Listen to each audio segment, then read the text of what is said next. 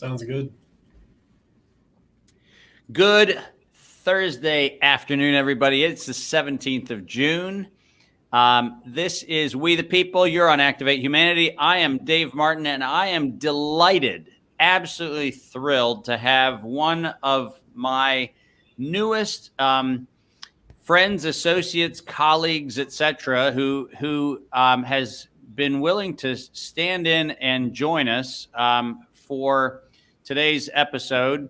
Dr. Sasha Blaskowicz is a healer, a clinician, an amazing human being, and a person with whom I have shared a very enriching life experience, where as two kind of middle-aged, I'm slightly ahead of him from the balding standpoint, but you know, two men who have been through a lot of interesting phases of life. We had the good fortune of meeting, and I'm just honored to have you here. So, Sasha, welcome to We the People. Welcome to Activate Humanity. And why don't you give a little introduction of who you are before we dive into today's topic? Well, what a humbling introduction that was. I should say that I'm honored to be able to talk to you and rack your brain a little bit. But as you said, I'm Dr. Sasha Blaskowicz. Most people can't say my last name, so they just refer to me as Dr. B. So it's wonderful. I have little kids come into the clinic and they all refer to me as Dr. B, even if they're not actually getting treated. Their parents are getting treated. I have been all over the world. I have clinics. I've had clinics in Europe and in America and Canada. And my focus generally is whiplash injury and concussion.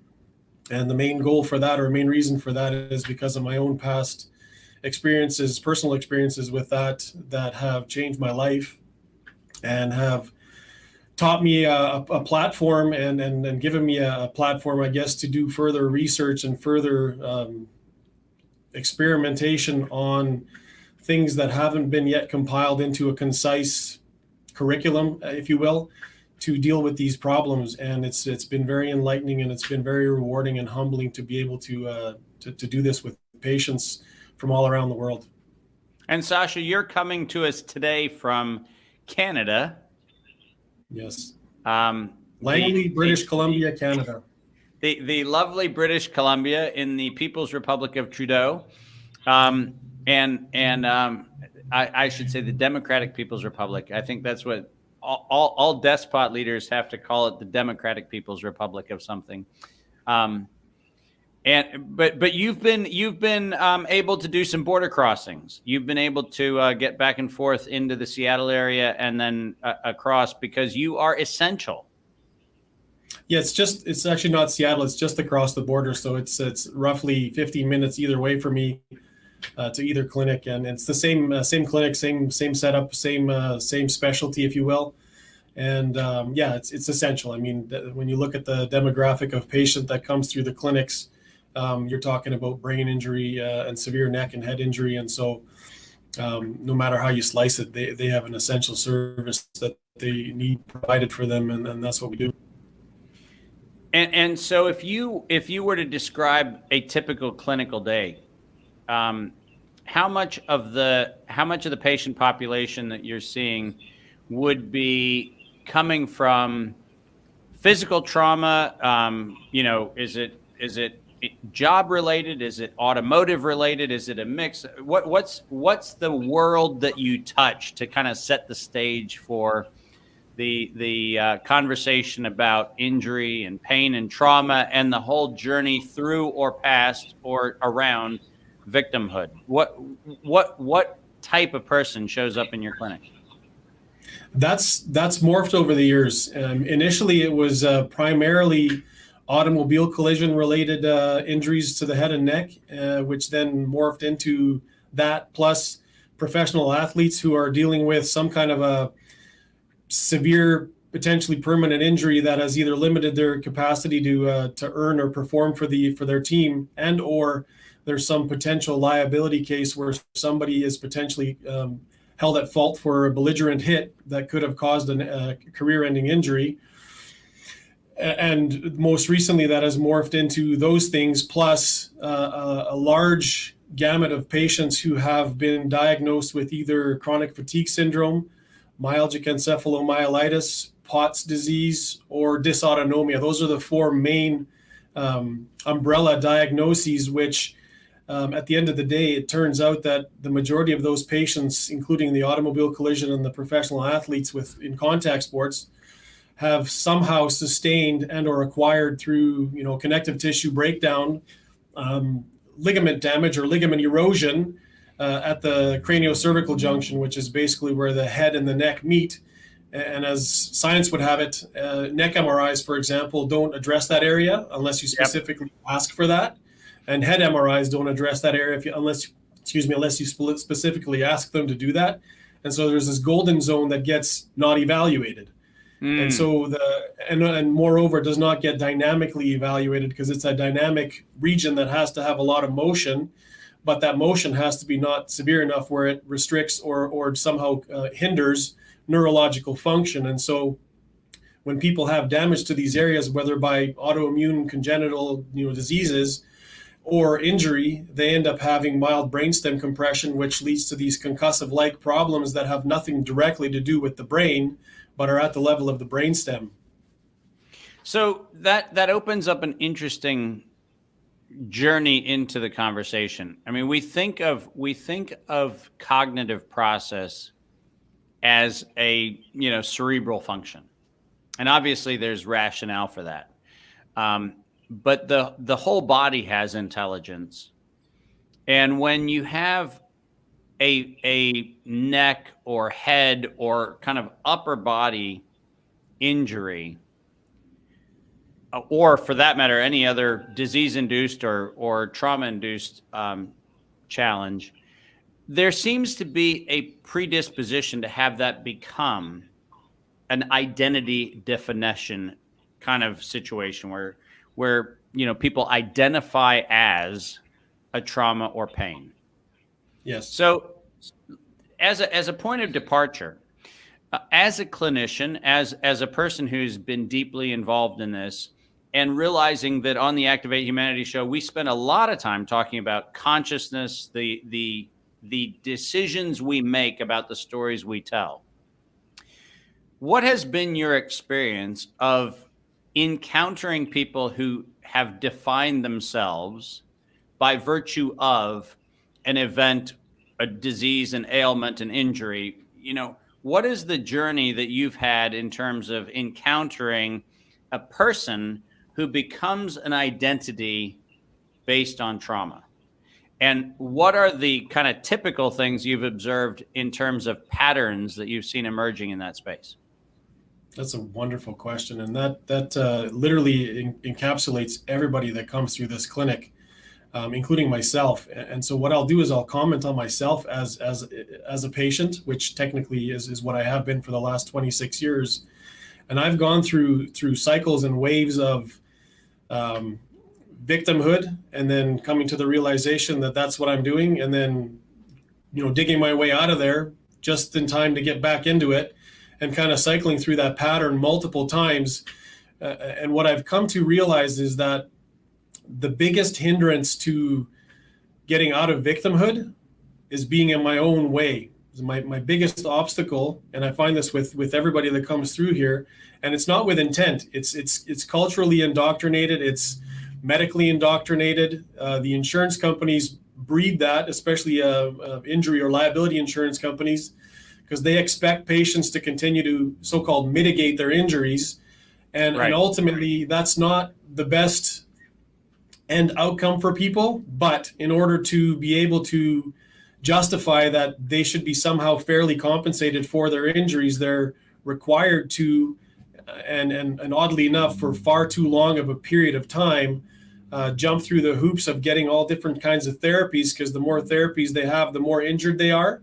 And ultimately, if someone says, you know what, none of these therapies are actually fixing me, I choose to quit, the insurance company takes that as you're fixed. And they refuse to then fairly compensate this person who truly does have a life-changing modification to their anatomy and physiology, which will hinder them to some extent for the rest of their lives. So they're not disabled, but they're impaired.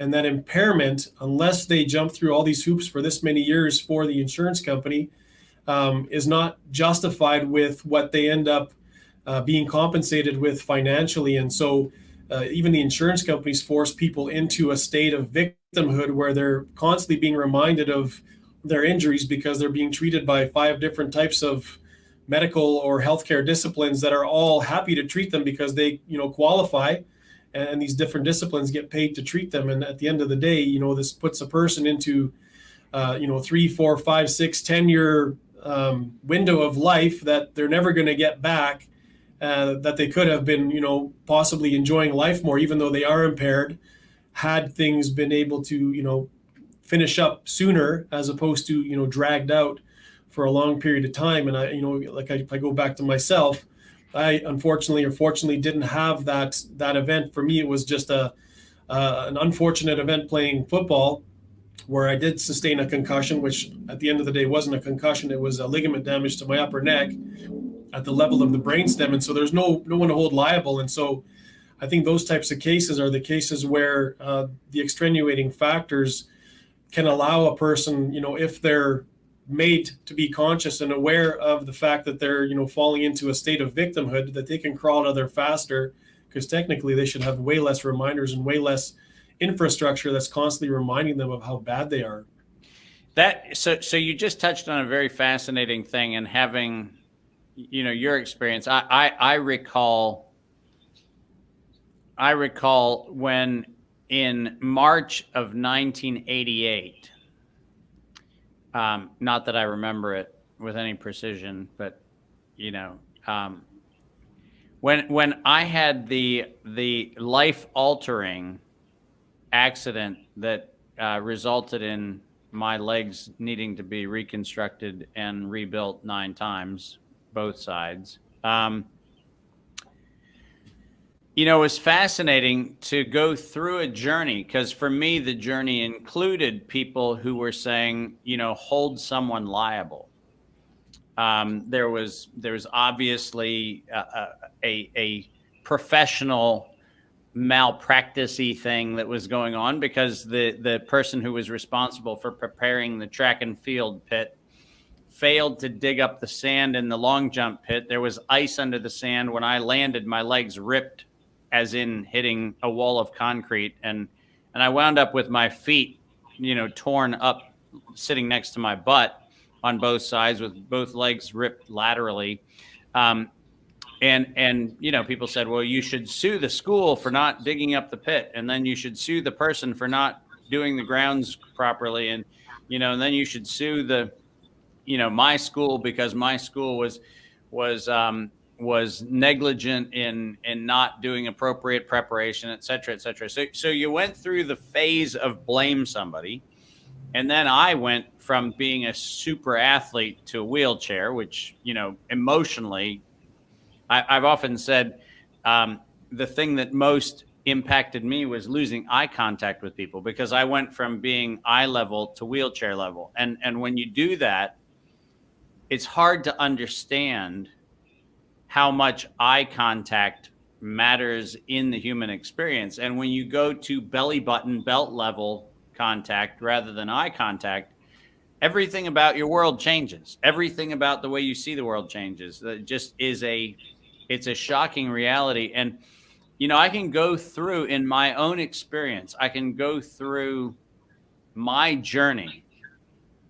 But I wanted to share with you an observation, because it's so fascinating to hear you talk about that kind of external forces influencing victimhood. And I want to talk about my own internal experience of it, because it was probably as important.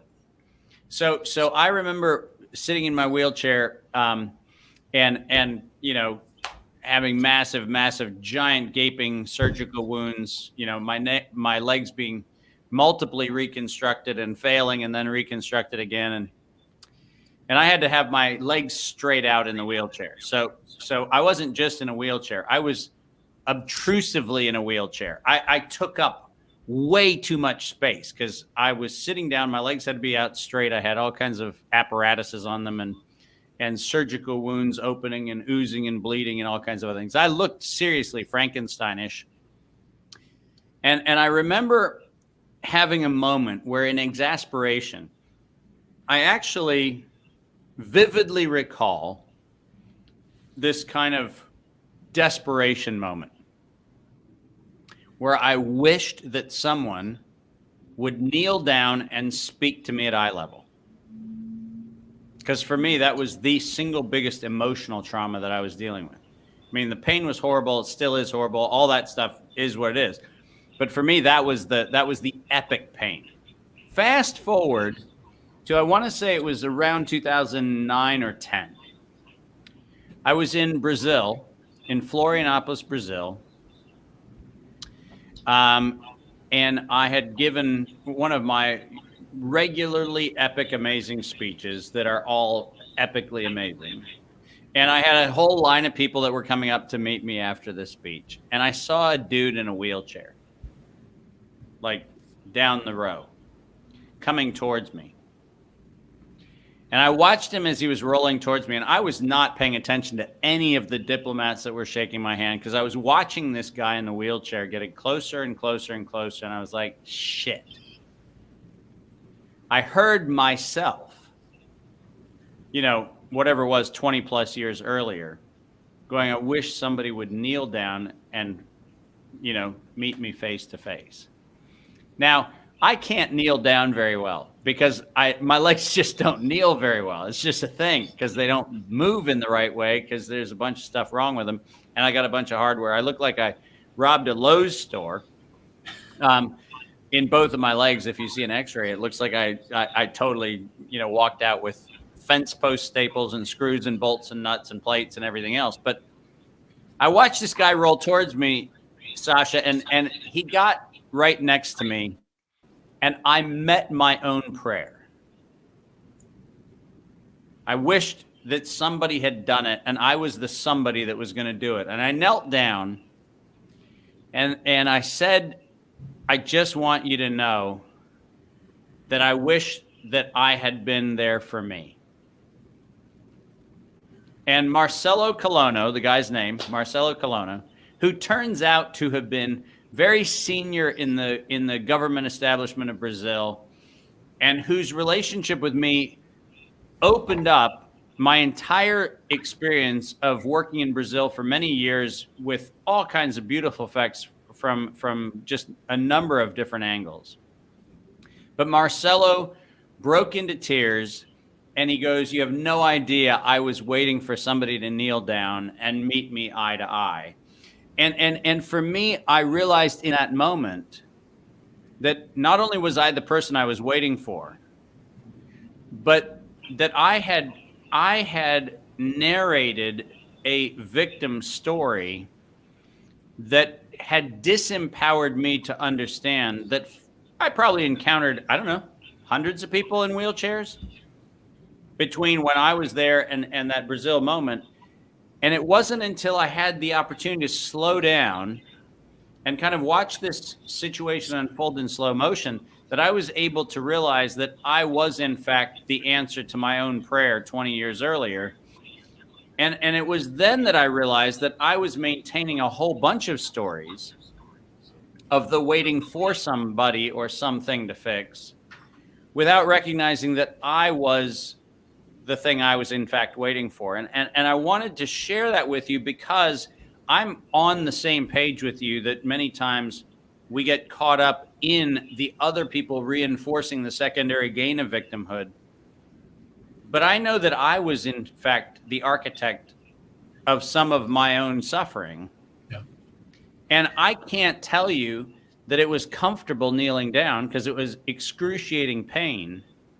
But the irony was the pain of kneeling on that concrete floor in Brazil transformed my experience of pain, but didn't get rid of the pain, right? I was able to move to a different cognitive space where rather than being, in pain because of pain, I had pain, which actually heightened the value of my decision to be human in that moment. It's fascinating because, you touch on a really good point of discerning the difference between impairment and disability or inability. Yeah. So even though it was painful, you were not able to do that. You were able to do that, but it was an impairment to you. But the trade-off was infinitely more worth it than the pain that Yes. you experienced Yes, through that exactly. impairment. And I think Exactly. that 98% of most people's narratives on a daily basis are subconscious and automatically circulating. And the simplest, and it seems really simple, or it sounds really simple, and best way to address these subconscious, constantly spinning in the background, feelings or emotions, is to stop and think about what we're thinking about.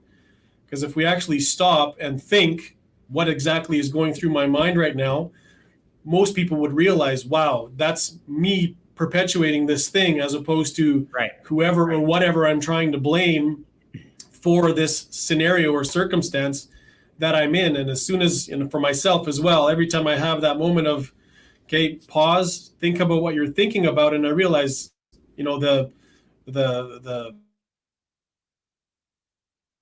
anxiety or the fear that I might have has nothing to do with what or whom I might maybe experiencing that towards at that moment, but it's actually my own reaction. And if I realize, take 5 deep breaths, calm yourself down, it's not a big deal. And then you can get out of that rut. But oftentimes, when I look at my past, it's been a vicious cycle where that rut just gets deeper and deeper and deeper. And my biggest obstacle to overcoming that is just stopping and actually realizing that I'm the one that's choosing to or allowing these things to happen. The only way somebody or something can, get under my skin is if I let it. Yeah. Yeah. And it's just the choice of not letting it. So as a person who works with people in pain, and you've laid out a very interesting and somewhat insidious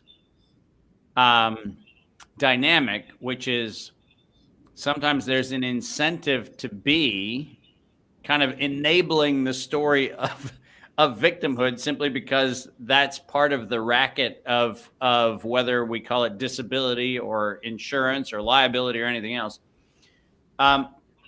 Maybe 2 things in no particular order, but how do you not build up a plaque of the experience of being around that energy? Like, as a human being, as a clinician, as a healer, how do you protect yourself from being injured by the injured?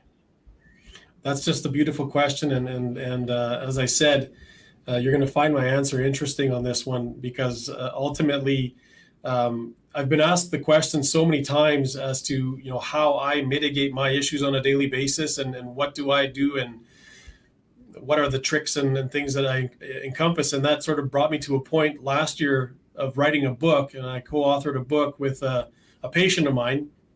And we laid out as many of those things in that book that people generally ask me about, whether it's nutrition, whether it's exercise, whether it's water, whether it's supplementation, whether it's, what kind of treatments to do. And it boils down to diagnostics for most people. But to answer your question, for myself, living with what I live with on a daily basis for the last 26 years, for me, this is almost like an Alcoholics Anonymous experience on a daily basis here at the clinic, is that I get the humbling experience of seeing multiple people coming through here on a daily basis who are dealing with exactly what I've been dealing with. And Right.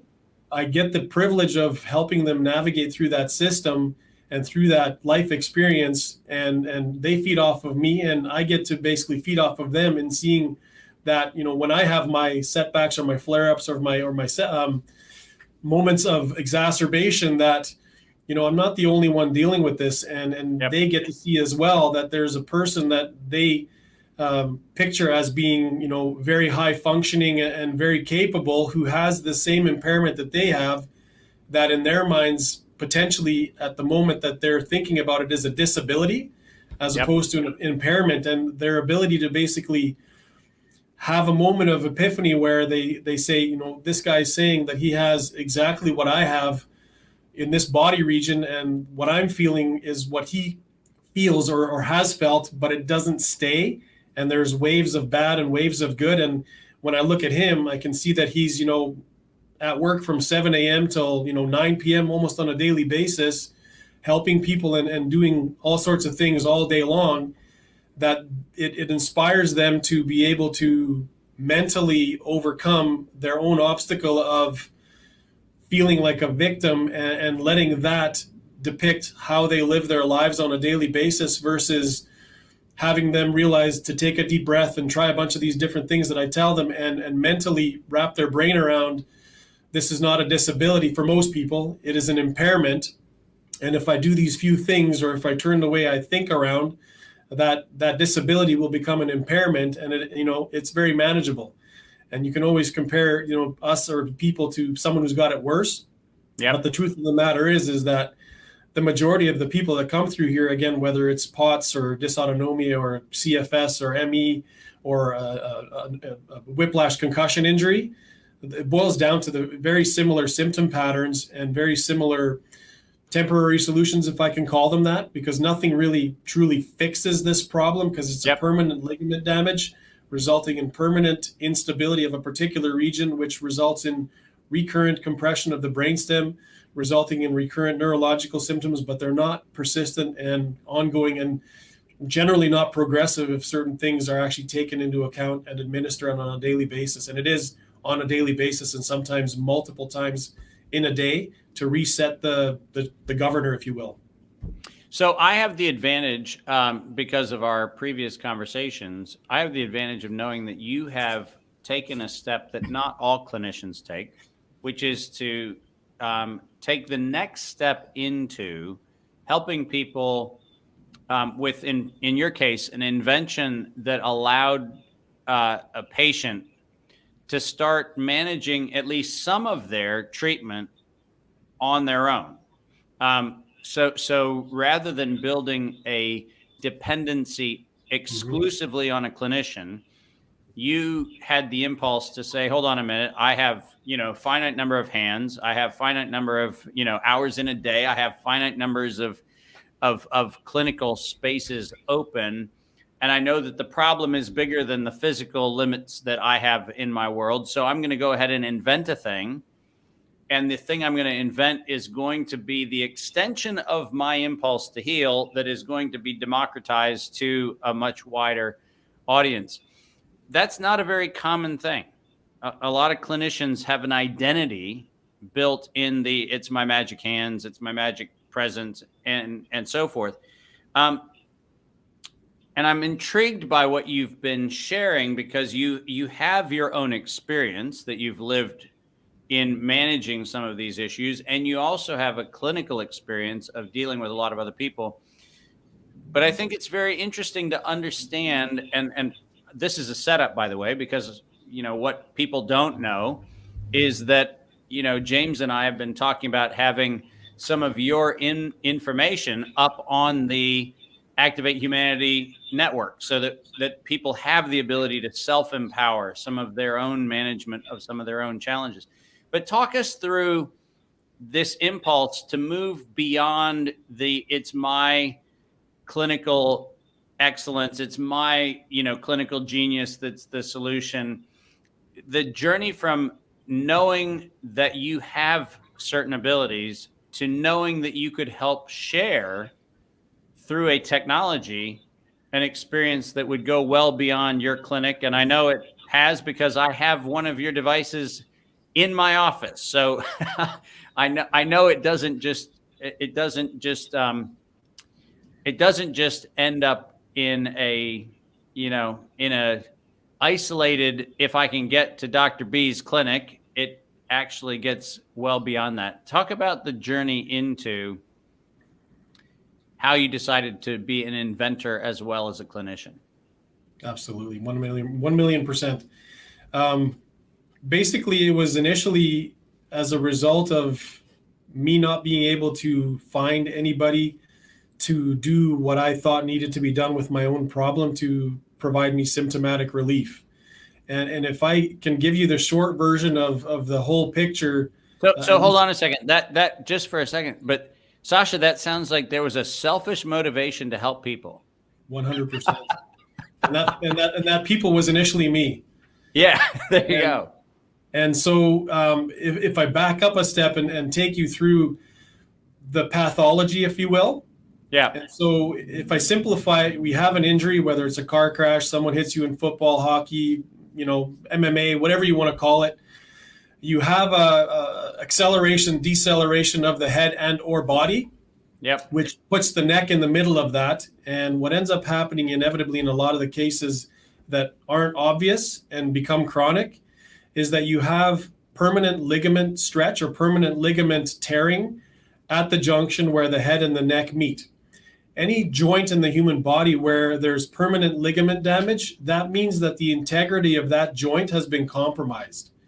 And by integrity, I mean its stability. Joints should provide for motion or movement, but that movement should not be in excess of a governed degree of movement in all directions. Right. Otherwise, that joint is susceptible to either dislocation or partial dislocation or damage to the joint surfaces in between that should not generally be contacting another joint surface through the way of motion.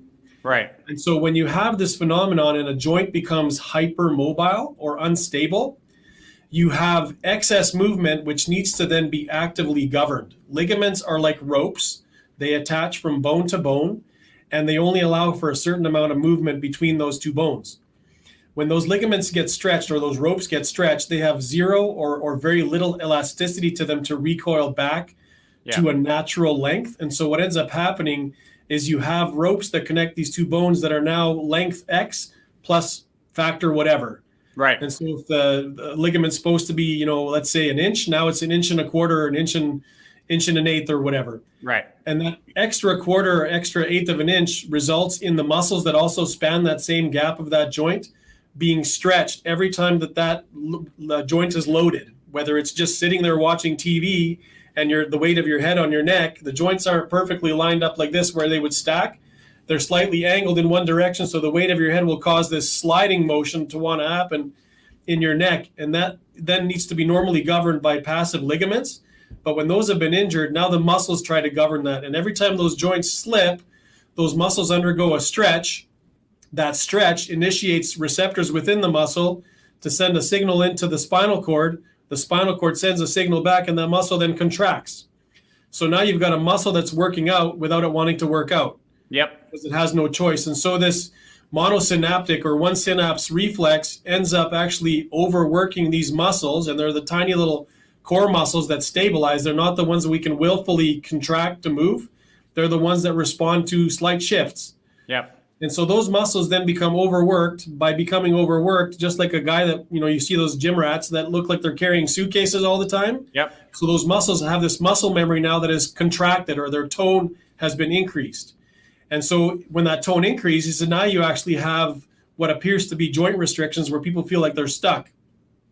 And I found that the best way, and I've researched this for 26 years now, to mitigate that increased tone in the muscles is just by sheer pressure. So manual pressure. Yep. And by holding that manual pressure for 20 to 30 seconds on these spots, and these spots are actually termed trigger points. Every healthcare professional agrees that these things exist. So it's not a random vague thing that just chiropractors talk about. Yep. And so by providing sustained pressure on these trigger points for 20 to 30 seconds or sometimes longer, what it does is it actually forces the cross bridges to relax. So now you've got an elongated muscle, but at the same time, in and around that gnarled up trigger point, you have an accumulation of lactic acid being the main chemical or noxious chemical. There's also cytokines and other chemicals, but the main one is lactic acid. It needs to be removed because that actually stimulates the alpha motor neuron, which makes that muscle contract. So if it's still there, say you have, dry needling or you have some kind of an inhibitory neural treatment, the lactic acid is still there. So once that inhibition of that poke of the needle or whatever subsides, the lactic acid is there and it actually stimulates the alpha motor neuron. You get back into a trigger point. Whereas this sustained pressure, what it does is it actually depletes and squeezes the lactic acid out of this trigger point into the extracellular space. And that's where our lymphatics are basically hovering and waiting for garbage to pick up. Yep. And so they do, but they need the time to do it because, as you know, the lymphatic system is horrendously slow. Yeah. So if you give it ample time to do this and don't allow the lactic acid to seep back into the muscle tissue, the lymphatic system will pick it up. It'll actually remove that lactic acid. And then after 30 seconds or however much time of pressure, when you release that spot, because blood circulates in one direction in our body and valves don't allow it to come back, that spot will be filled with fresh blood full of nutrients and oxygen. And so you're going to literally reset that trigger point. Then you go on to the next spot in the same muscle. You do the same thing. You reset that trigger point. Yep. So by default, you've now stretched the muscle without stretching it. But you've also restored the functions or the muscle's capacity to function. And so you've actually restored productivity and not just brought strength back or whatever. The muscle can now actually go through that stretch contract reflex again and again until it seizes again. Yeah. And then you go back and do the trigger points. And so, like I said, in 26 years, I haven't found any other treatment that provides this level of relief this quickly if done frequently enough. And so, to your question, the Dr. B's trigger pointer that I designed came as a result of me using remote controlled shampoo bottles or whatever to, nudge myself up against to provide that pressure, because my fingers and my thumbs wouldn't be able to hold pressure for that long, that frequently. Yep. And so I started using all these things, and then all of a sudden I started, ordering things that were on the market that were like massage canes, realizing that none of them were rigid enough and none of them had a 90-degree angulation on the ends that I could use to leverage and increase the torque and power on these spots. And so then one thing led to another, and I designed this Dr. B's trigger pointer, which, like you said, I selfishly designed for myself as a means of being able to self-mitigate. And then that's become a product on the market now. But like you said, we're all clinical professionals. We don't walk on water. We go to the bathroom just like anybody else. We should never be held on a pedestal as being superhumans, because we're not. We're only a culmination of our experiences, our education, our knowledge, and our interests. And when you take all those things, you can make someone who's good at some particular thing, but it doesn't make us superhuman. It makes us experienced. And so my goal clinically is to be able to, first of all, diagnose what somebody has wrong. And there are more than enough people out there who have been misdiagnosed for decades and have never truly gotten a proper diagnosis. But once that's done, then one can triangulate exactly which muscles would be responsible for coordinating the instability of the unstable joint. And once you know that, then the empowerment of teaching somebody how to use the trigger pointer and helping them understand the simplicity of the technique, but also the magnitude of knowing exactly where to do it and how to do it, is life-changing for people, because the whole gist of medical care, as you know, has become bling bling. The more expensive the product is, or the more bells and whistles or graph printouts that you have, the more valid things seem to be perceived by people. Yeah. But it doesn't necessarily mean they're actually more effective. Well, and what I found fascinating when you sent me the device, what I found fascinating is I have struggled actually for the entire time I've dealt with the whole question of how to interact with pain. I have struggled with the fact that a lot of people project into the clinical setting what they think is the right amount of pressure or the right amount of intervention or the right amount of, they have a picture of what normal anatomy is. Therefore, this is where I should apply pressure. And one of the things that was the byproduct of my experience was, because my legs were entirely reconstructed, nothing is where anatomically it should be. So when normal, whatever normal is, but when normal is brought to the conversation and people go, oh, this is where you should have this experience, or this is where you should have that experience, the fact of the injury changed what normal was. So I no longer had things where they belonged.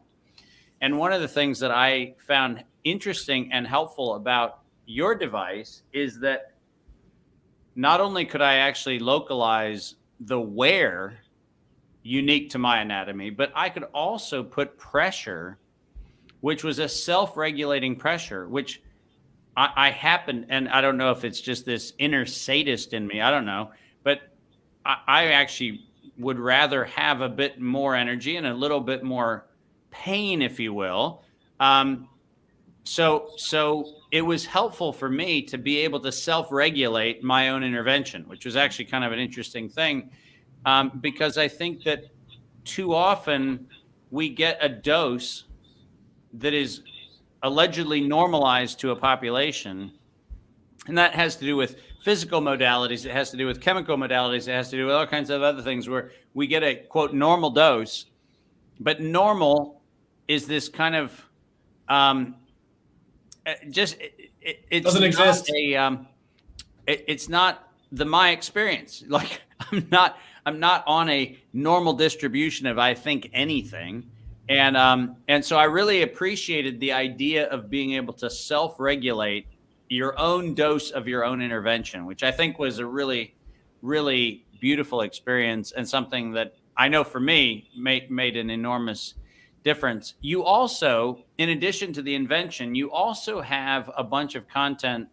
Part of the reason why we've been in conversation, you've had a lot of content on helping people learn kind of their own journey into both symptom management and pain management, but also you take it a little further than that. You're actually really aware of the psychosocial narrative that lives inside of pain and dealing with pain as well. Go into a little bit of the impulse to share beyond just the anatomy and physiology of pain, and kind of step into the kind of what's the bigger human story that you're passionate about, because I know that's as important as dealing with necks and shoulders and backs and so forth. Well, we deal with human beings and not people with neck pain or headaches. And Yeah. so these human beings all have, family lives and work lives and social lives and, religious lives and all these different caps that they wear. And so all those different aspects of life contribute to how they feel, or whether that's, well-being or not well-being. And so a person as a whole needs to be addressed every time you see them. And so there's a lot more to helping someone navigate through a particular problem other than where does it hurt and where, how can I push to make that feel better? You get an inclination from sometimes from people that, they're not being supported by loved ones, and they won't come out and say that. But when I interview a new patient here with these particular types of symptoms, whether you're going to call it CFS, ME, POTS, dysautonomia, whiplash, concussion, you can almost see the loved one or the spouse or the family member kind of shift in their seat when I ask the question, has this problem affected your level of irritability and made you short-tempered or have changed your fuse? Yeah. And they will pause and the loved one will shift around. And so I've gotten to the point of actually not even directly asking this question to the patient. If they have a spouse or a loved one here, I will direct that question at them. And 100% of the time, I have the answer of yes. Yeah. It has. And sometimes they reluctantly say it because they're possibly worried about the repercussions of sharing that. Yeah. And other times they're very open about it. They know about it. And so this level of support, and I've seen, unfortunately, loved ones and married couples in my clinic here that have separated as a result of these injuries because they don't understand, or the loved one does not understand what their injured other loved one is going through. Yeah. Until we can come down to the bottom of exactly the fact that there is a physical, mechanical injury here that you can see. And once you can see it, I found that not 100% of the time, but almost 100% of the time, the loved one will actually, when explained to them the severity of the permanent injury, and that the person that they look across at and look and see as looking normal externally has internal damage that isn't going to repair itself ever, and that they need to basically address the fact that when this person has an outburst, that it's not coming from a I hate you standpoint, but I can't have any more, my cup is full.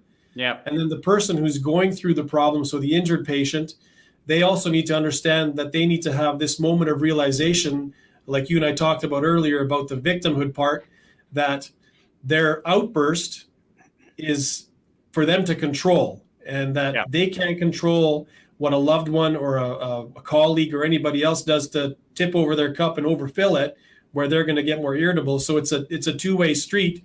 And the acknowledgement of, first of all, my loved one has a permanent and severe injury, and I need to be accommodative of that and understanding of that.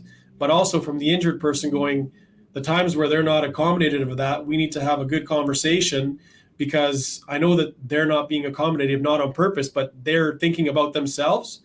And when I snap, I'm also thinking about myself. And so once people start realizing that their goal needs to become, I need to make this other person's life easier, whatever that takes, as opposed to thinking about the fact that they're not making my life easier. If that goes both ways at the same time, the results are dramatic. You have the person who thinks that someone should be understanding them, realizing that they don't always understand them, and the person who thinks that this person's starting to fake it now because it's been way too long, they should be better by now, truly isn't faking it. And once they both become more altruistic and selfless in the scenario, both parties benefit infinitely. And inside of that space, then, do you notice in your own experience that the severity of symptoms may not go away, but that the Acceptance? trying to wrap my head around the question, because for me, I know that the aspiration of escaping pain, I had to get to a place where I had to step away from that aspiration. Now, that doesn't mean that I'm not capable or willing to accept it should that unfold. But to your point, I literally had, staples coming out of my bone in my leg, and that evoked pain. And that's because there's a sharp object made out of metal that's coming out of a bone, and it's actually, creating pain. I'm not suggesting that I will potentially move to a space where, because of the physical permanence of what was done, I'm not going to have the nociceptors that send the pain signal in, right? That's a is. Mm-hmm. But I do know that my energy and the way I'm experiencing my reality does impact the disabling effect of pain. So it's one thing to embrace the isness of it, and it's an entirely different thing to expect an accommodation for it, because I know what I bring to the table influences my impairment, to use your terminology, the impairment, not the disability. My impairment is a function of how I am experiencing the world. And I'm deeply aware of my responsibility in that. And what I have found, and this is where it gets really tricky, Kim is an enormously empathetic person, and she would love nothing more than to find the magic wand to get rid of the pain. And so my impulse to not try to find the magic wand and her impulse to find the magic wand actually sometimes heighten the awareness of pain at a point in time where my goal is to kind of just walk away from the awareness and just go, it's there, but let's move through it. And this is a long way to get to a question, so just let me finish to the question. A couple of days ago, we had a cartoon experience of this. We were with an individual who had invented this great pain relieving technology. Kim heard about it. She was insistent that I try it. To say it was a train wreck experience would have been giving train wrecks too much credibility. I mean, it was an absolute 100%, boondoggle. But you could tell that she was so passionate about helping. And then the event itself became such a cartoon train wreck that we actually had a moment that we had to regroup around, yes, the thing I'm dealing with may be permanent. Yes, her impulse to be beautiful and loving and compassionate, empathetic is amazing, and it's her isness. But maybe the convergence of those things just meant that, like you said about a joint that doesn't set right, our emotional joint wasn't set right. And so what we had to do is recalibrate our experience to go, her impulse to help, my impulse to ignore, had to resync, where I could see her impulse for what it was, she could see mine for what it was, and we didn't misinterpret that whole secondary gain side of either being the fixer or the sufferer, but we actually just had to regroup into the is. And I'm wondering, when you are thinking about the work that you're doing now on your channel that we're going to be working with here, how much is the person who is the sufferer, the target, and how much of your content helps this bigger picture of the community and the ecosystem that says you may be the one in pain, but you may also be supporting the one in pain? And how do we get the message that this is an us experience rather than the victim experience? That's beautiful. I think the message in a roundabout way, and to tie back into my own self, when I'm in here dealing with patients and I'm not caring about anything else, including my own discomfort and pain, is I'm trying to give 100% of myself or more, if it's possible, to coming down with what's wrong with them and how I can best assist them, and not just from a hands-on, but anything that I know of or have come across in my research and in my time searching this stuff out, whether it's, psychological, whether it's emotional, whether it's meditative, whether it's nutritional, whether it's hydrational, you name it, I'm going to share it if I think that they're going to be receptive to that. And my day revolves around basically doing everything that I can to try to help these people. And in a roundabout way and in a wonderful, humbling way, I feel more energized at the end of the day. And people ask me all the time, because I am manual with what I do, are your hands not tired? Are you not in pain? Are you not exhausted at the end of the day? And my answer to that is no. I'm actually exhausted on weekends when I get to sleep in a little bit, or when I have a downtime. Like if you sit me down in front of a screen and say, let's watch a movie for 2.5 hours, I'm the fidgetiest companion that you can think of. I can't sit there for more than 15 minutes without wanting to go do something. And by that, that's a telltale sign of instability, is that you can't sit still for a while. And so yeah. I have, again, the humbling benefit, which is on a daily basis, I can't tell you how much gratitude I have for being able to do what I do, because I'm constantly in here helping people and moving around, that whenever I have a downtime, it's actually a downtime. Yeah. And even my mom says you do too much and all these things, you should, take a little bit more of a break. And ultimately that seems logical in theory. But when I'm helping people, that emotional endorphin release, or whatever you want to call it, definitely plays a physical and pain related role in mitigating my overall well-being or lack thereof. And so my goal for a lot of my patients, or my wish, is that they could somehow figure out a way that they can give of themselves. And that's why I called it like almost an Alcoholics Anonymous type scenario here, where they can give of themselves. And by doing so and helping somebody else without any desire for any kind of return gain, they will, from a psychological standpoint, dramatically improve their situation, which will affect their physical well-being and their physical level of symptoms. So we have about 5 minutes. I have 2 questions left, and Frank and James and a bunch of our regulars would beat me up if I didn't, take the bait. So you put it out there, and I have to take it. You mentioned nutrition as something that can inform some of the interventions that you do.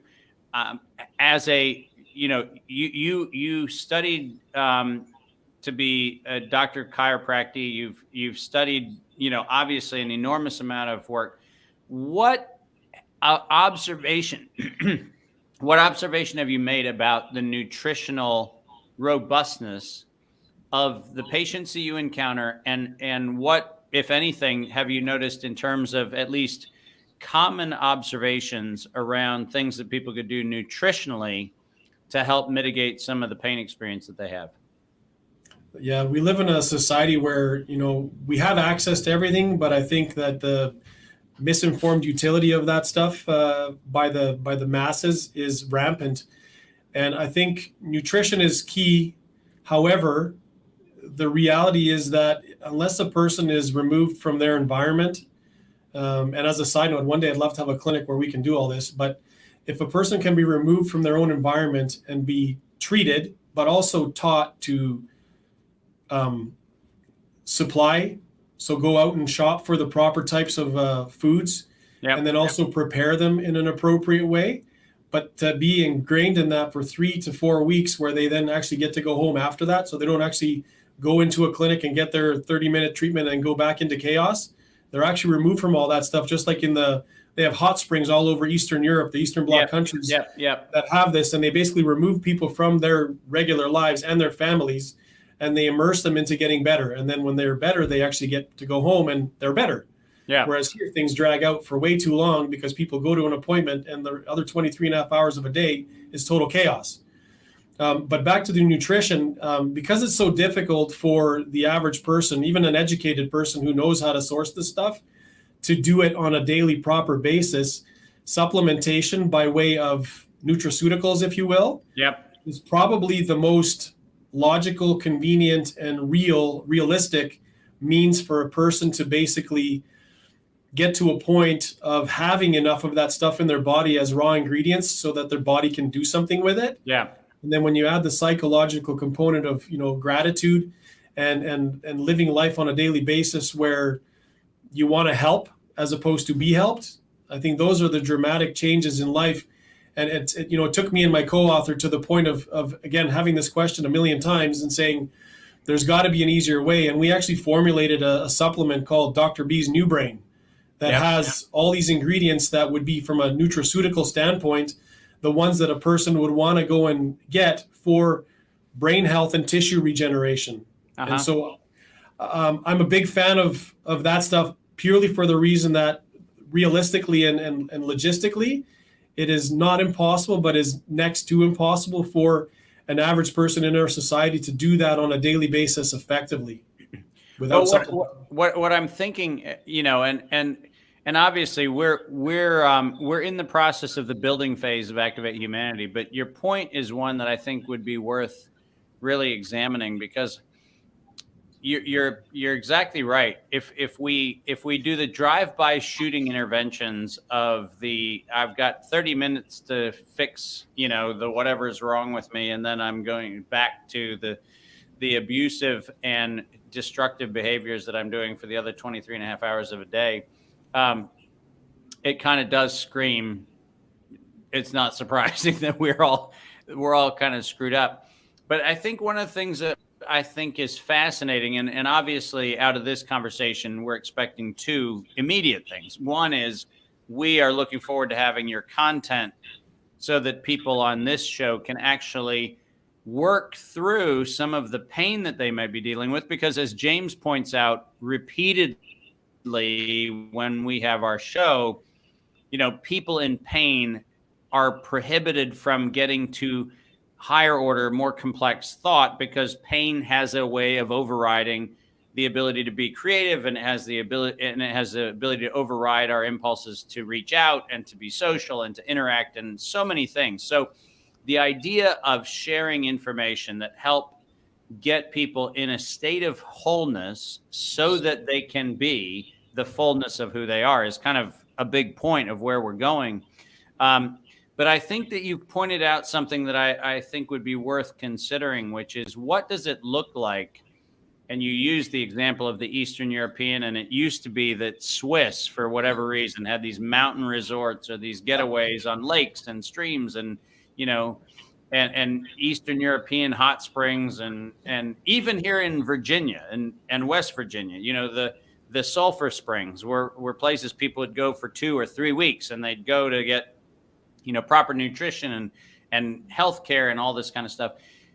But I think you've pointed to something which is probably worth considering, which is, as we go into the deepening of the Activate Humanity conversation, some things can't be resolved in 15-minute videos or 30-minute appointments. Some things really do require slowing down, to use my term, to the speed of consciousness, and allowing your body and your soul to catch up with what they're trying to share. In your final comment, what is it about your passion, your personal life? What is it about, Dr. B, that has kept you animated and going and vital to make sure that you keep making the difference you're making in the world? First and foremost, my family, my wife and my kids. And secondarily, it would have to be, and the rest of my family, my mother, my brother. Um, and the second would be the patients that I have the privilege and honor of accommodating here and doing my utmost to try to help them regain some level of what they used to consider to be their best life, and not just the pain portion of it, but like I said, family relationships and just their mental capacity to thrive instead of just survive. Yeah, beautiful. Sasha, we have rushed through an hour.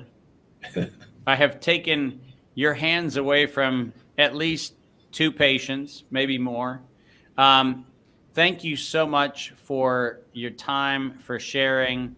And I am deeply grateful. We're looking forward to having your content up on the network, and we're looking forward to having you back. Thank you so much for spending the time with me today.